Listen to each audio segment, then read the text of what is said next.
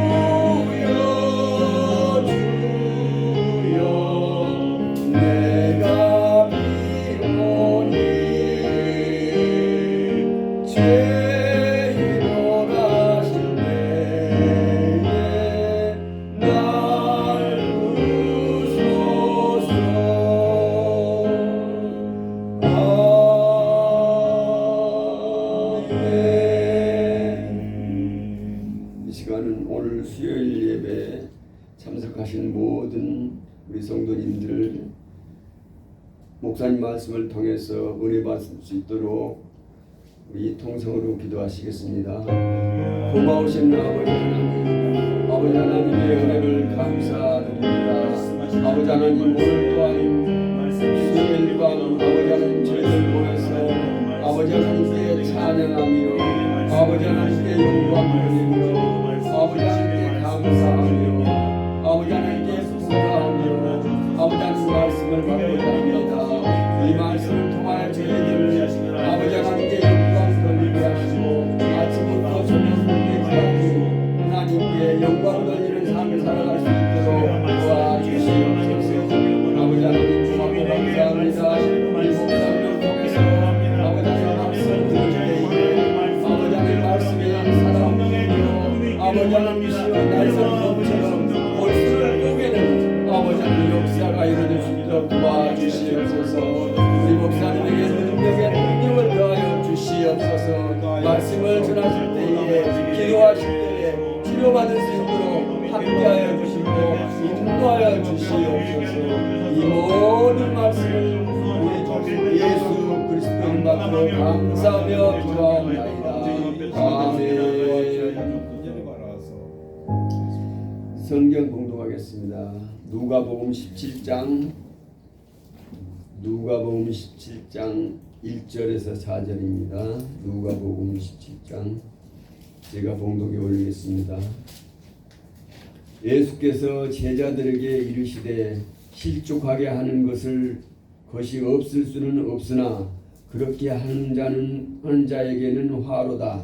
그가 이 작은 자 중에 하나를 실족하게 할진대 차라리 연자 맷돌이 그 목에 매여 바다에 던져지는 것이 나으리라. 너희는 스스로 조심하라. 만일 내 형제가 죄를 범하거든 경고하고 회개하거든 용서하라. 만일 하루에 7번이라도 내게 죄를 짓고 7번 내게 돌아와 내게 회개하노라 하거든 너를 용서하라 하시더라. 아멘. 아멘.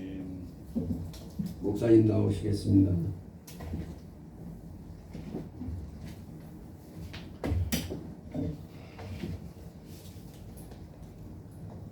예, 할렐루야. 아멘. 오늘도 우리 새성전에서 하나님께서 우리에게 만난 새로운 은혜 주실 줄로 믿습니다. 회개하거든 용서하라. 우리 누가복음 17장 1절에서 7절의 말씀을 증거하도록 하겠습니다. 우리 예수님이 많은 설교를 하셨지만 그 중에 단골 설교 중에 하나가 회개입니다. 처음 설교도 회개였습니다. 기억하시죠? 회개하라, 천국이 가까웠느니라. 아멘. 틈만 나면 회개하라. 이렇게 하시면서 지난 15장은 누가복음 15장은 회개하는 자가 돌아왔을 때에 하나님 아버지의 기쁨에 대해서 설교하셨습니다. 잃어버린 양, 잃어버린 동전, 잃어버린 아들 다 회개하고 돌아올 때 얼마나 하나님이 기뻐하셨는지에 대한 비유들이었죠. 그 다음 옳지 않는 청지기도 회개하고 주인에게 돌아와 다시 써주기를 바랬습니다. 충성하지 않고 변심한 것에 대해 회개하고 재물에 대한 탐심을 회개하니 오히려 주인이 칭찬이 있었습니다. 다시 받아들였다는 뜻입니다. 바리새인들이 이 말씀을 듣고도 회개하지 않고 비웃었습니다. 왜 비웃었다고 했지요? 주님이 하나님과 재물을 겸하여 섬길 수 없다고 하니까 돈을 사랑하는 이들이 하나님의 말씀보다 더 돈을 사랑했기 때문에 회개하지 않았던 것이죠. 그리고 오히려 그런 예수님을 비웃었다는 것입니다. 그래서 다시 부자와 나사로의 비유를 들면서 하나님의 말씀을 듣고도 회개하지 않으면 영벌에 처하여 지옥에 들어간다고까지 경고하셨던 거예요. 바리새인들이 부자와 나사로의 비유를 듣고 과연 회개하였을까요? 아니지요. 그렇다면 그들은 지금 어디 있다는 걸까요? 예수님 말씀대로 지옥에 있을 것입니다. 이 말씀을 바로 이어서 한 설교가 오늘 본문입니다. 역시 회개입니다. 무엇에 대해서 회개하라고 하셨을까요? 다른 사람들, 연약한 사람들을 실족하게 하는 일이었습니다. 실족시키다라는 말은 스칸탈론이라고 해서 원래 이 뜻은 걸려 넘어지게 하는 장애물 또는 함정, 죄로 이끄는 유혹 또는 더슬로타, 죄를 짓도록 더슬로타라는 뜻이었다고 합니다. 한마디로 말하면 다른 사람들로 말미암아 죄 짓게 하는 거예요. 스캔들로 나면 번뜩 떠오르는 말이 있죠. 유사한 말. 스캔들이잖아요. 스캔들. 유혹하다, 죄를 짓게 하다, 덫을 놓다, 성적 유혹이죠. 한 번은 예수님께서 오병이의 기적을 일으키신 후에 가이사랴 빌립보에서 제자들에게 아주 중요한 질문을 한 가지 한 적이 있습니다. 그것이 바로 너희는 나를 누구라고 생각하느냐 하셨죠. 그때 베드로가 아주 유명한 신앙 고백을 하죠. 주는 그리스도시요 살아계신 하나님의 아들이십니다. 정말 신앙 고백을 정확하게 잘했잖아요. 예수님은 그리스도시요 살아계신 하나님의 아들 맞습니다. 그리고 주님이 칭찬해 주셨어요. 그리고 놀라운 축복의 말씀까지 주셨습니다. 내가 네게 이르노니 너는 베드로라. 내가 이 반석 위에 내 교회를 세우리니 음부의 권세가 이기지 못하리라. 내가 천국 열쇠를 네게 주리니 네가 땅에서 무엇이든지 매면 하늘에서도 매일 것이요 네가 땅에서 무엇이든지 풀면 하늘에서도 풀리리라. 그런데 이런 칭찬 뒤에 주님께서 아주 심각한 말씀을 하시는 거예요. 이제 내가 예루살렘에 올라가 장로들과 대제사장들과 서기관들에게 많은 고난을 받고 죽임을 당하고 제3일에 살아날 것이다.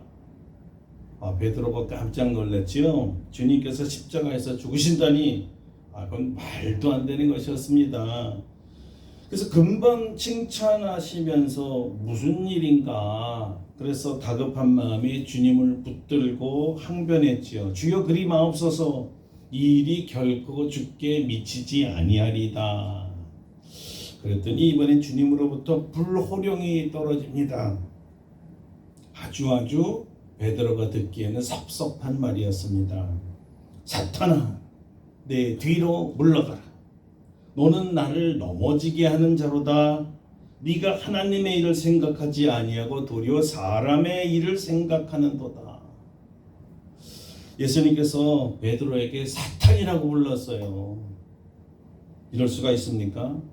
아니 어떻게 수제자에게 그렇게 충성을 다하는 자기를 위해서 한 말인데 이렇게 심각한 말을 할 수가 이것 일종의 저주였거든요.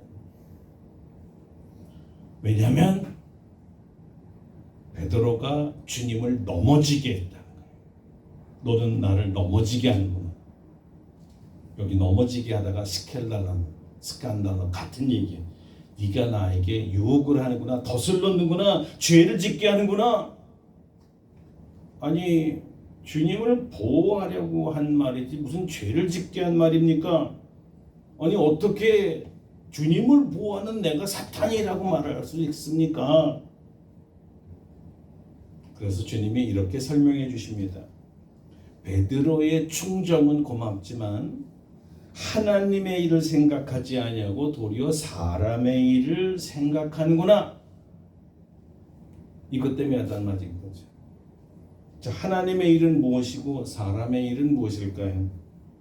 하나님의 일은 예수께서 죄인을 대속하기 위해 십자가에서 죽으시는 일이고 사람의 일은 십자가를 버리고 편히 사는 일입니다. 죄인을 구원하러 오신 그 예수님의 목적을 상실하게 만들면 사탄이 되는 거고 예수님께서 오신 목적대로 십자가를 지게 하면 하나님의 사람이 됩니다. 그러니까 실족하게 하는 일이라는 것은 하나님의 목적대로 살지 못하게 하는 거예요.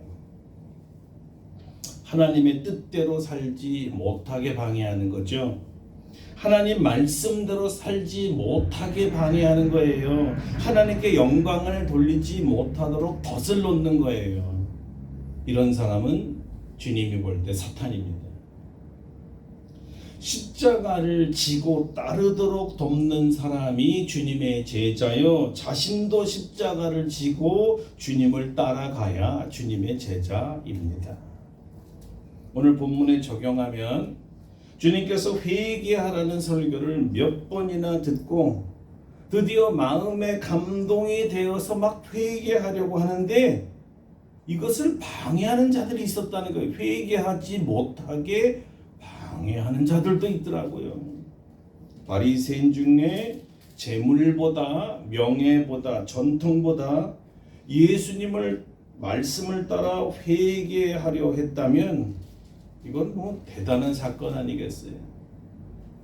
그런데 그마저 회개하게 어렵게 만드는 이러한 사람들이 있다는 거예요. 자, 이런 것입니다. 넌 우리 친구인데 이제 예수를 따르면 이제부터 우리가 절교야. 넌 친구, 우리 안에 친구 안 돼. 우리 모임에 더 이상 들어오지 못해. 넌 제명이야. 우리와 함께 할 수 없어. 이런 압력들이 들어오더라는 겁니다. 자, 이것이야말로 실족하게 하는 일 중에 실족하게 하는 일입니다. 회개하지 못하도록 방해하는 일이 얼마나 무섭습니까? 하나님께로 돌아오지 못하게 한다는 것은 구원받지 못하게 한다는 뜻이거든요. 주님은 자신의 몸을 십자가에 죽여서까지 죄인을 구원하러 오셨는데 실족시키는 자는 회개로 말미암은 구원의 은총을 받지 못하게 넘어뜨리니까 실제로 사탄이지요. 이런 자에게는 화가 미칩니다. 그 화가 뭡니까? 불행입니다. 슬픔이 올 거예요. 얼마나 예수님께서 괘씸하게 생각하셨는지 이런 자들은 연자 맥도를 그 목에 매어 바다에 던지는 것이 더 나은 사람이라 그런 것이었습니다. 이것도 일종의 그 당시의 저주였습니다. 차라리 이 사람은 죽는 게 낫다. 이런 무시무시한 저주였어요.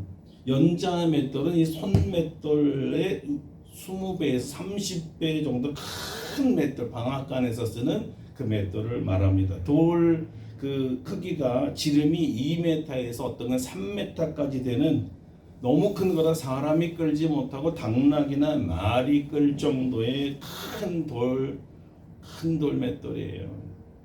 자, 이것을 여러분 목에 메어서 그냥 바다에 던지면 어떻게 되세요? 그 빠져들어가는 속도가 돌의 무게만큼 몇 톤이 될 테니까 쭉 빠져나간다는 거잖아요. 무슨 얘기? 물에 빠지자마자 빠른 속도로 죽어라. 굉장히 그래서 심한 저주였어요. 자, 예수님은 정말 죽으라는 뜻이었을까요? 근데 여기에 역설이 있습니다.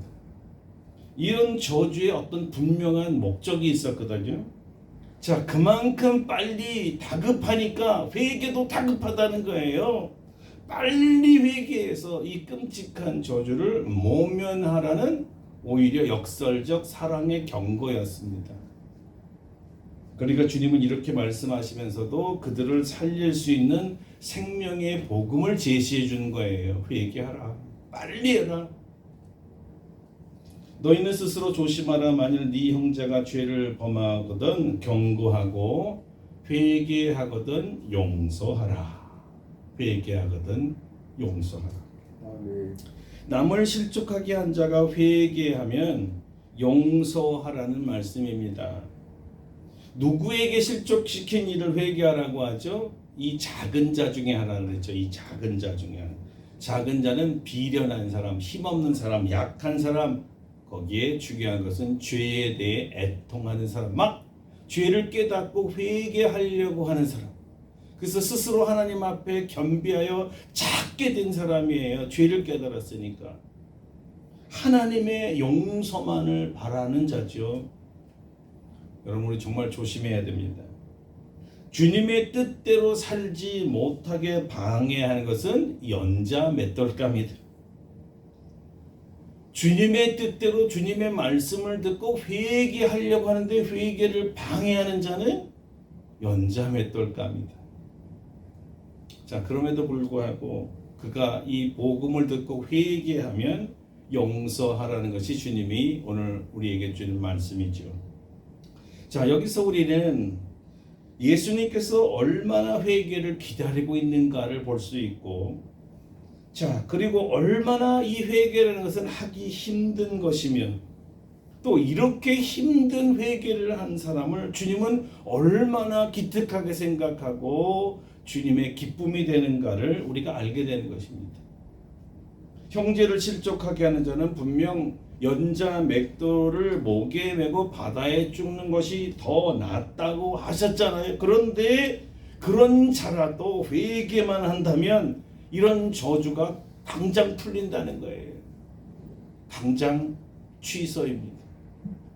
그렇다면 이 회개라는 것이 얼마나 큰 능력이라는 것을 우리가 알게 되는 거예요. 이 모든 끔찍한 연자 맷돌의 형벌이 회개라는 것 행위 하나로 싹 그 자리에서 취소가 되니까 엄청난 능력이죠. 죽음에서 생명으로 바꾸는 힘이었습니다. 영벌에서 영생으로 바꾸는 힘이죠. 그 회개라는 것은 정말 대단한 거예요. 자, 여기서 우리가 다시 생각해야 될 것은 이겁니다. 회개하거든 용서하라는 말이에요. 자, 여기 두 가지 생각해 보겠습니다. 첫째, 회개는 그만큼 어려운 것이다. 아무리 주님께서 말씀하시고 또 말씀하시고 말씀하셔도 바리새인들이 회개하지 않았습니다. 물론 평민들도 마찬가지였지. 죄를 지은 사람에게 제일 듣기 싫은 말이 뭔지 아세요? 회개하라는 말이에요. 얼마나 듣기 싫으면 회개하라 말하는 자를 아예 죽이려 버릴까요? 예나 지금이나 같다는 거예요. 회개하라 하면요, 그 회개하라고 말한 사람에 대해서 고마워하는 사람은 거의 찾아볼 수가 없습니다. 오히려 미워하고 그 사람에게 분이 나, 또 어떨 때는 저것을 하고 없애버리고 싶은 마음이 들고 심지어 죽이고 싶은 마음까지 드는 거예요. 왜? 내 자존심을 상하게 했으니까, 내 명예를 훼손시켰으니까, 자기를 공동체에서 창피하게 만들었다는 거죠. 마음이 강팍해져서 오히려 죽으라고 회개를 안 해요. 여러분, 회개는 정말 어렵습니다. 그래서 주님이 십자가에서 죽으신 거예요. 바리새인들, 대제사장들, 그리고 백성들이요, 다 회개하지 않고 죽었습니다. 스데반이라는 예수님의 제자가 있었죠. 똑같이 예수님처럼 회개하라고 설교했는데 백성들이 이 스데반이 밉다고, 자기들의 죄를 다 드러냈다고 돌로 쳐 죽이잖아요. 예수님도 십자가에 못 박아 죽였는데 그 제자 하나쯤 돌로 쳐 죽이는 거야. 우스웠죠. 여러분, 회개 진짜 어렵습니다.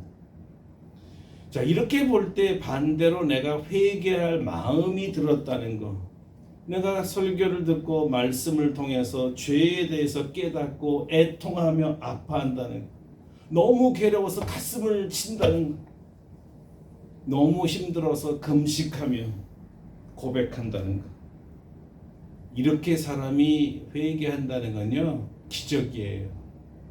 은혜입니다. 하나님의 특별한 은혜가 아니면 회개가 안 된다는 것이죠. 하나님의 은혜가 넘쳐서 큰 죄, 작은 죄, 어떤 죄라도 여러분 회개하시기를 축원합니다. 아멘. 두 번째는요, 용서는 어떻게 되느냐면 반드시 회개가 전제된다는 거예요. 회개 없는 용서는 없습니다. 무조건 용서하라고 주님이 얘기하지 않았다는 거죠. 회개하면 용서해 주라. 자, 주님께서 우리에게 여기서 좀 좋은 그 지혜를 주신 거예요. 내가 용서하라고 얘기했지만 회개하는 자에게 해당된다. 모두라 무조건 용서라는 것은 없다. 그래서 주님께서는 만일이란 말을 붙입니다. 만일, 조건을 내세요. 그토록 어려운 것이 회개인데 만일 회개한다면 이것은 기적이고 은혜이니까 마땅히 용서해 줘야 된다는 거예요. 그러나 이 만일은 반대의 상황도 말하고 있습니다. 만일 회개하지 않으면 그 사람은 연자 맷돌감이라는 거예요. 회개는 하나님이 기뻐하는 일 중에 최고로 기뻐하는 일입니다. 어떤 대가를 치르더라도 회개하는 자에게는 용서의 축복이 따릅니다. 그렇지만 용서해 주고 싶어도 회개하지 않기 때문에 용서가 안 되는 것이 불행한 일이죠. 회개는 돌아서다는 뜻이거든요. 하나님께로 돌아서는 일이요, 죄를 지은 자, 나를 실족한 자, 다시 돌아가는 거예요. 돌아와서 용서를 빌지 않으면 용서할 수 없습니다. 많은 분들이 죄를 짓고 내가 왜 그랬나 후회하고 뉘우치고 가슴 아파합니다. 그런데 그렇게 죄악을 깨닫고 후회한다고 해서 돌아오는 것은 아닙니다. 돌아올 용기가 필요한 거예요. 깨달았지만 깨달은 그 자리에 서 있고 돌아가지 않는 사람이 있습니다. 그 자리에 여전히 있어요. 깨달았어요.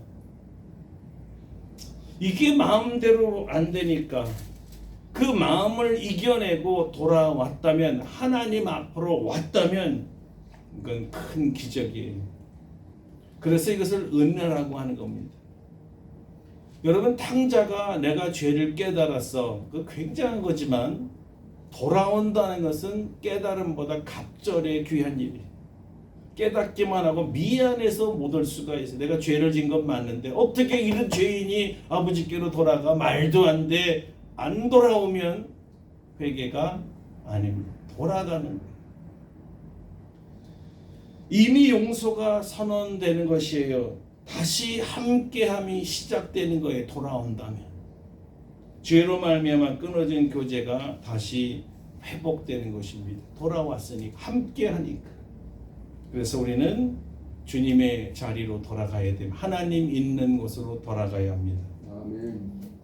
구체적으로 예배의 자리로 돌아와야 돼요. 깨닫고 집에 있으면 안 된다는 거죠.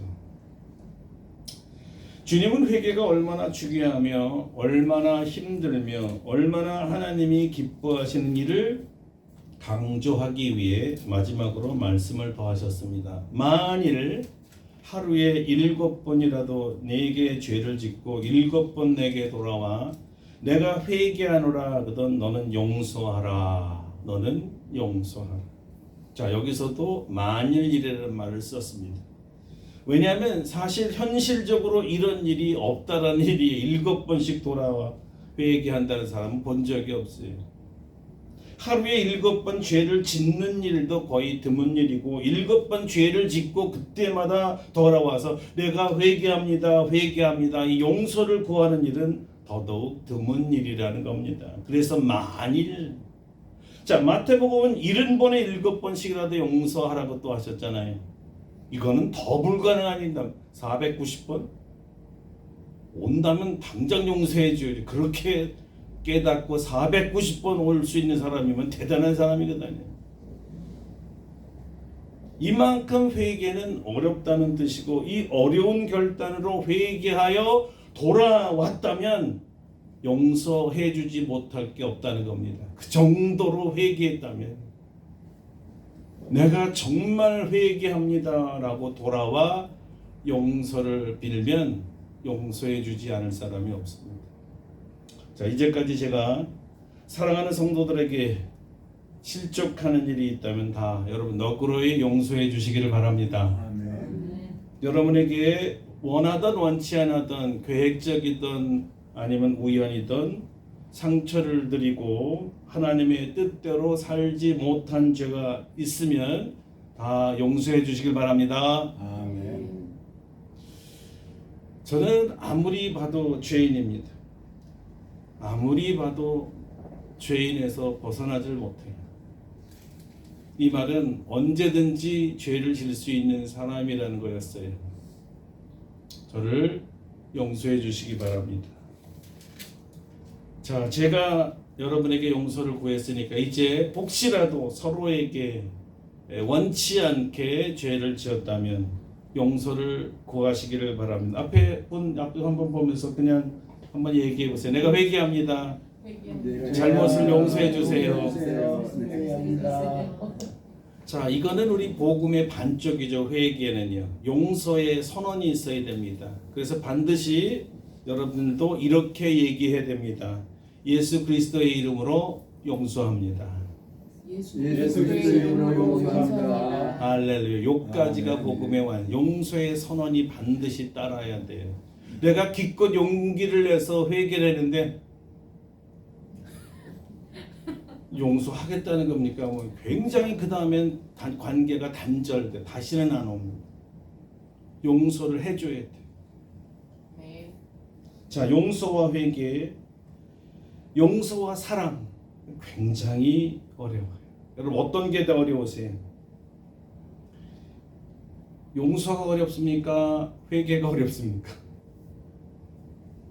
둘 다. 둘 다 어려워요. 그런데 용서가 더 어려워요. 왜냐하면 우리 마음에 저 사람이 진정으로 왔는데도 마음에 흡족하지 못할, 내 생각에는 회개가 안 된 것 같아라는 내 심증이 용서를 어렵게 만. 그 사람이 여기 온 거 기적으로 왔어요. 용서해달라는 용기를 가지고 왔어요. 하나님의 은혜로 왔어요. 그런데도 용서가 안 될 때가 있기 때문에 회개도 어렵지만 사실은 회개한 자를 받아주는 것, 용서하는 것은 더 어렵습니다. 왜냐하면 어떤 사람은 진정으로 와서 용서를 하는 게 아니라 관계 개선만을 위해서 이게 필요하구나, 전략상 회개하는 사람도 우리가 봤기 때문에 그래요. 왜 이 사람들은 진정한 회개가 안 될까요, 여러분? 사실은 자기 마음속에서는 내가 회개할 것이 없다고 생각하기 때문입니다. 그러니까 잘못했다고 빌 게 없는 거예요. 전략상 나는 저 사람이 필요하고 도움이 필요하기 때문에 잘못했다고 말하는 겁니다. 관계 개선이 목적이에요. 회개가 아닙니다. 자기가 옳다고 생각하는 사람이 어떻게 회개를 할 수 있겠어요? 회개는 안 되는 거죠. 회개 안 되는 사람을 어떻게 용서를 할 수 있습니까? 여러분, 사람이 마음이라는 게 너무 이상해요. 그 앞에 있는 사람이 진실하게 회개를 하는가 아닌가가 느껴진단 말이에요. 상대적으로. 안 그러세요? 회개는 진리의 영이신 성령님의 고유 사역입니다. 우리가 옳은지 그른지 정확히 공평하게 공정하게 판단해 주실 분은 내 심증이 아니라 사실은 성령님이세요. 성령님께서 깨우쳐 주시기 전에는 자기 의가 깨어지지 않습니다. 그래서 주님은 회개의 영, 성령을 받으라고 하시는 것이죠. 회개하는 자나 용서하는 자 둘 다 성령이 필요합니다. 회개할 용기도 필요하지만 용서해 줄 용기도 필요한 거거든요. 한 성령님의 역사입니다. 그래서 성령님이 아니면 회개가, 진정한 회개와 용서가 일어나지 않기 때문에 예수님께서는 부활하시고 제자들에게 첫 말씀이 이거였습니다. 성령을 받으라. 성령을 받으라. 그들을 향하사 숨을 내쉬며 이르시되 성령을 받으라. 그 이유가 그 다음 절에 나옵니다. 너희가 누구의 죄든지 사하면 사하여질 것이요 누구의 죄든지 그대로 두면 그대로 있으리라.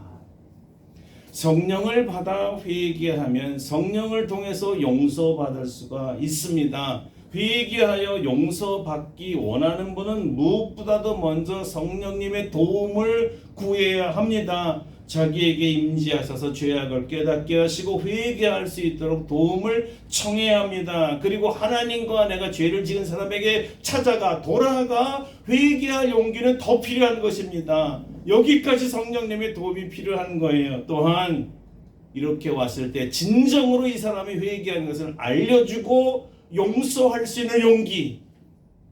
회개할 용기도 힘들지만요, 용서할 용기가 굉장히 힘듭니다. 성령의 도움을 받으면 용서해야 되겠다 용기가 생겨요. 성령님이 역사하십니다. 회개를 통해 용서받고 참 자유와 평안을 누리시기를 바랍니다. 아멘. 더 중요한 거, 회개한 자가 평안할까요? 용서한 자가 평안할까요?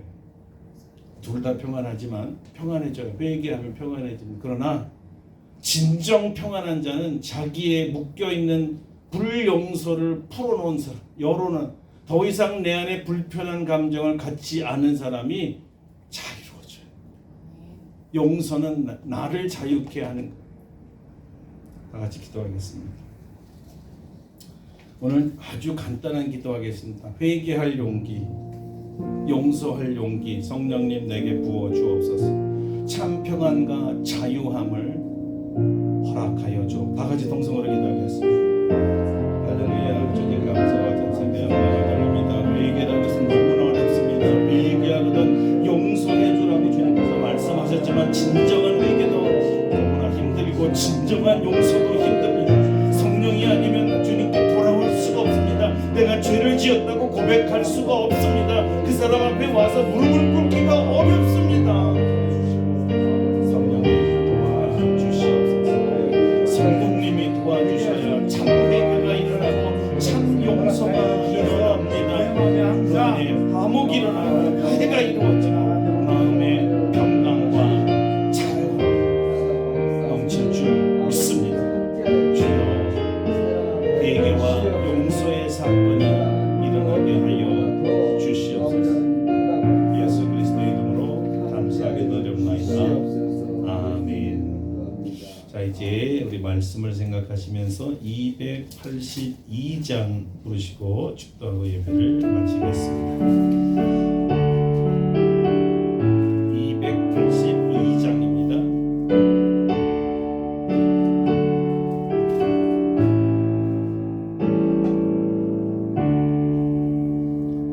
큰 죄에 빠진 날 위해 주보혈을 흘려주시고 또 나를 허락하시니 주께로 고정합니다.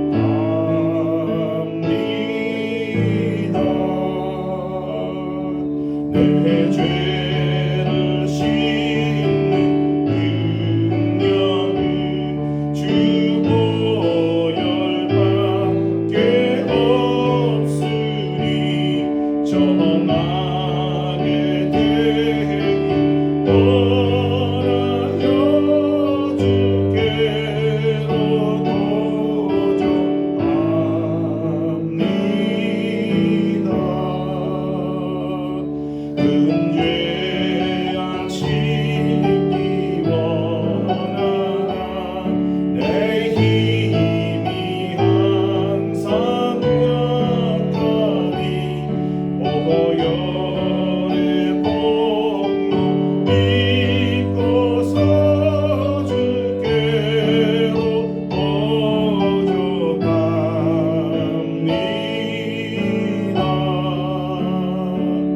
내 죄가 심히 무거워 구하여 주리 없으니 내 의심 떨쳐 버리고 주께로 고정합니다.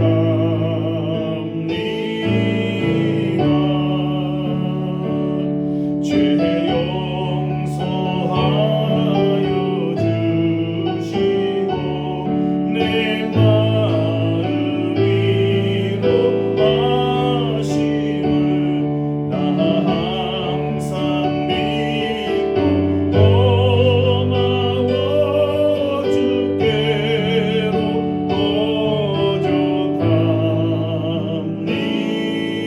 고정합니다. 주 예수 베푼 사랑이 한없이 크고 넓으니 내 뜻을 모두 버리고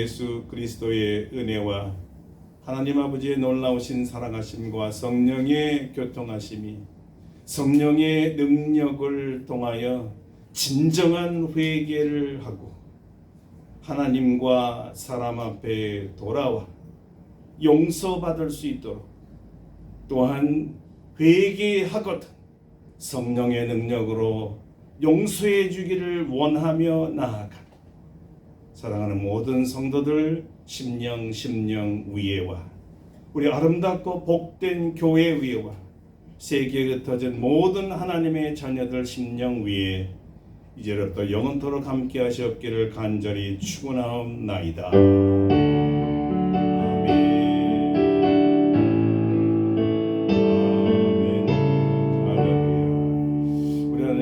감사와 영광의 박수 올렸습니다.